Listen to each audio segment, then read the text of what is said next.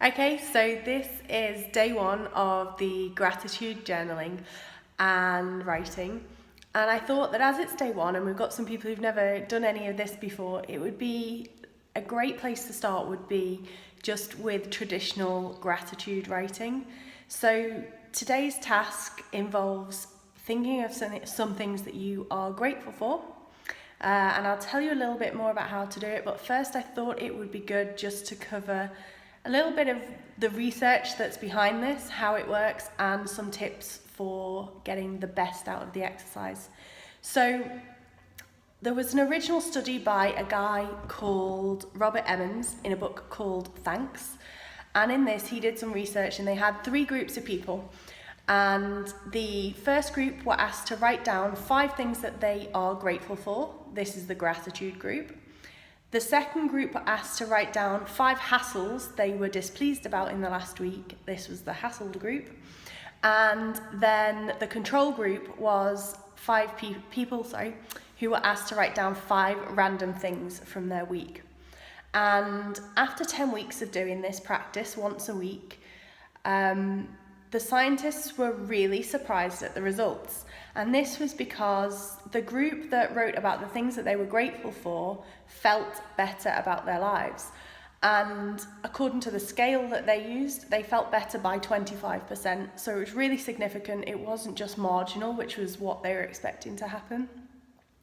And then there were also some cool side effects of it as well, which were that these people who were thinking about things they were grateful for also experienced fewer health complaints, and they tended to exercise for an hour and a half more than the other control groups.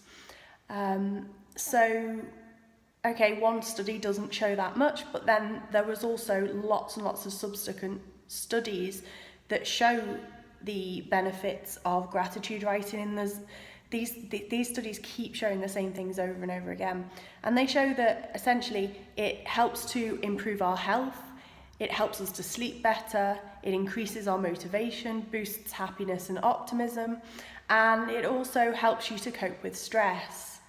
So the best advice that I can find, and this is also reflecting on my own journaling as well, is that when I first started doing it, I tried to write down every single day some things that I was grateful for.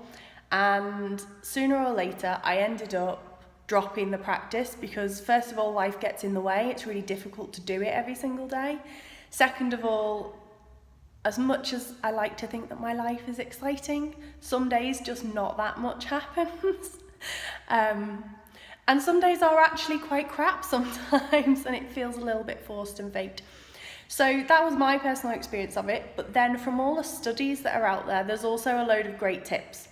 And these studies have consistently shown that if you're going to do gratitude writing, it is best done once a week. So less is more. Don't try and do it every day. Once a week is the best. When you do it once a week, I personally have found that it helps me to see patterns of what's actually making me happy as opposed to what I think is making me happy. So it's really good for that. What else can I say in terms of tips from the research? So when you do any form of gratitude writing, it's not just about the act of writing it down. It's also about the act of specifically recalling details. So for example, whenever you write something you're grateful for, the studies have shown that when we write specifically about people, about the intentions of those people and the emotions that you felt during that time, the memory, the recollection, it has an even more increased positive benefit. So it's not just writing it down, it's also spending a few minutes to sit with those feelings and to really remember, recall, feel the positive experience. And then the other tip that all of the studies give is that it is best to be super specific in that imagination. So try to think of all of the little details, try to recall visually, sound, smell, use the senses as you try to have these memories and recall what you're grateful for. Okay, so that's a very quick overview of the traditional gratitude journaling. We're going to be looking at some less traditional ways that have also been researched and got some really good findings around them over the next few days. But today we're starting with traditional gratitude writing.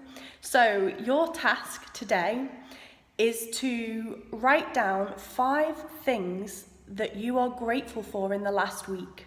So 5 things that you were grateful for in the last week, and then post them into the group as a single sentence.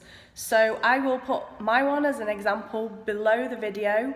Feel free to put yours in. If you prefer not to write it in, that's fine too, but you will get the most out of the group by sharing it with everyone.